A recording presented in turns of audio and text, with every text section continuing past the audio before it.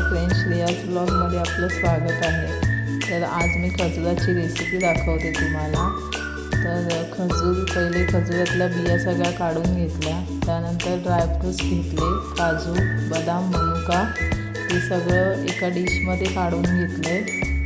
तर आपल्याला ज्या प्रमाणात लागेल त्या प्रमाणात तुम्ही काढून घ्यायचं आणि त्यानंतर ते मिक्सरला बारीक करून घेतलं आहे। थोडंसं जाडसर ठेवायचं, ते मी तुम्हाला पुढे दाखवेनच। तर आणि खजूर पण थोडेसे बारीक करून घ्यायचे, खजूर पण मिक्सरला लावून घ्यायचे। त्यानंतर ते सर्व काढायचं एका डिशमध्ये। तर खजूर अशा प्रमाणात बारीक करायचं आहे आणि मनुके आहेत ते तसेच ठेवायचे आहेत, मनुके बारीक नाही करायचे।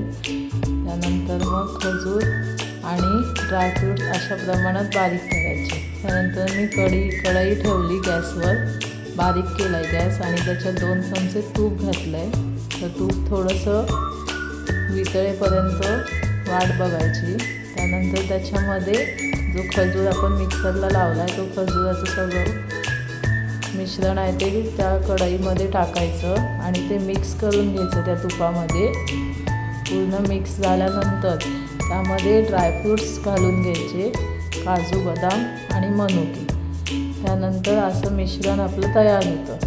मग त्याचे लाडू वळून घ्यायचे छोटे छोटे, जसं की संक्रांतीला आपण तिळगुळाचे लाडू वळतो तसेच त्याचेसुद्धा लाडू वळून घ्यायचे छोटे।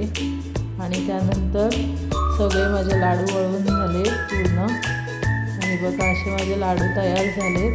तर माझ्या चॅनलला नक्की सबस्क्राईब करा। थँक्यू।